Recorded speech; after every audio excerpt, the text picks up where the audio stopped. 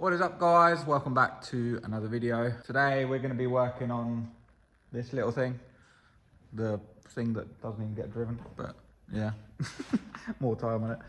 Today we are going to be replacing the old subframe because it actually has stock bushings still, believe it or not. The whole rear end is pretty much stock. So yeah, it's been fine. It's the last time I drove it, I pulled the hydro and it felt like the rear end stayed behind and the car carried on forwards. So I thought it was about time to replace that. So right now I'm just going to drop it all as one unit and I'll show you over here. So I actually had a spare subframe. So got this cleaned up, painted up. George took out the bushings for me and then I put some new, these are the Duraflex Extreme, so they're almost solid but still have a little bit of play. So yeah, gonna drop all of that and then put this one in, but I've also got all the subframe reinforcement plates and everything to make sure the rear end's solid because, well, there's a bit of power going through it. So yeah, I'll get back to you guys in a minute. Well, actually, look, the old titanium exhaust has taken a beating. Look at that, it's even blowing a bit there where it scraped through. Look at that. That looks all lovely. So dirty. It's weird though, it's all like purple and blue, and then after V-band it's just gold all the way. But it hasn't had much heat in it yet, to be honest. It's not been on full tilt round the track, so it will do soon. Right, so yesterday I got the subframe out. I was sweating like crazy. Today we need to get the fuel tank out. It's not beautiful under here, as you can see. She definitely needs some grinding. I do have reinforcement plates and everything, so I'm going to grind everything back, weld all the reinforcement plates on, and then undercoat the car. I might even stitch weld along here where it's gone a bit weird. But yeah, now I just need to get a fuel tank out so that I can do the welding and not worry about fuel. And also notice this bucket is, well, yeah, that's not supposed to be there. That was a disaster waiting to happen, basically. I already replaced that one that Blake gave me, and I think he said he's got another one, so I'll replace this side. Also, this is a diff bolt. I don't know if you can see it in video, but it is bananaed. It's the main bolt holding the diff and it's bent. Jay-Z power! Ordered a new one of them. We've got the old diffo. Got Georgie. It's his birthday. Say happy birthday to George. But yeah, let's get that fuel tank out. Alright, so as you can see, it's pretty rough under it. It's a typical British 90s BMW. It's, well, rough is an understatement, really. It looked all right with the subframe in, and then pulled the subframe and the fuel tank out, and it's like,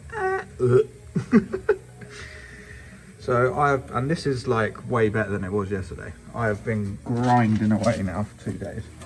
It is hard to see, but here's the actual points.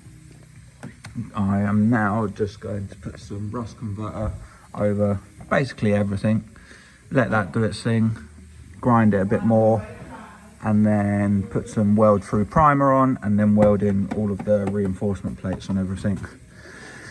But yeah, I am sick of doing this now. This is not a fun job to recommend this on anyone. Sometimes. Why do we have old cars, eh? Why? Yes. Alright, so I put rust converter on everything, let that dry for a bit, and then I've put some weld through primer on the bits where I'm going to weld, and I've also done it on the plates. I've painted them with some weld through primer. Make sure there's no rust underneath it, or doesn't form any rust, but yeah, let that dry now and then can weld the plates in. I have also ripped all of the fuel lines out, as you can see, because while I've got the tank out, I thought I might as well upgrade all the lines to AN lines.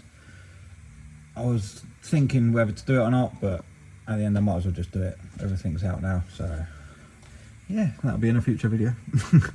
So all the plates are welded in now, so I've got this bottom one on, I added some extra ones up here with some nice thick steel, just extra reinforcement. I also added some here because it was like really thin, the metal.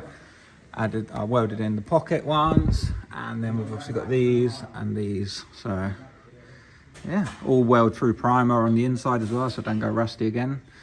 Now I just need to put some weld through primer over the top of that again, because basically it stops rust as well.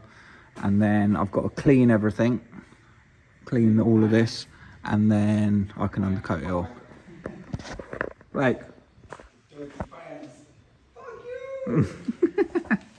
Alright, so I just sprayed it now with the underliner. Look at that. It literally looks like a new car now. It's not dry yet, so that's why some bits are shiny. But oh my god, it looks so good. Done the back as well, where I chopped the boot out. Lovely. I even done sort of as far that way as I could. Thought I might as well when I was under here. But yeah, she is looking good. Lovely. All reinforced. Now, just got to put all that back together, and then job's a good one. Right, so she is all back together now. I didn't film any of it because I mean it's literally just bolting stuff back together. But she's all polybushed. I also got new anti-roll bar drop links. Ugh, greasy, because I snapped the other ones. Got obviously the new shocks on there as well. Reinforcement plate. Got the exhaust back on. Also, I don't know if I've said already, but I did all AN lines for the fuel. So I've got all them on. Got a join here, new filter as well. Thought I might as well do it while I had the tank out and everything. But yeah, she is looking good. Good. And I did underseal the car as well while I was at it. She looks beautiful, mate. Lovely jubbly.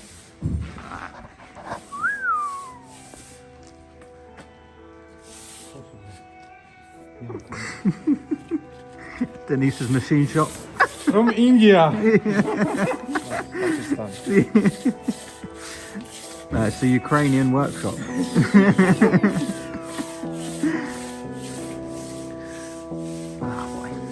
Yeah, that's probably going to be it for today's video, so I will see you in the next one. Make sure you like, comment, subscribe, and yeah, I'll see you. I'm actually doing a drift day soon, so it should be interesting. Hopefully it survives. Yeah, goodbye.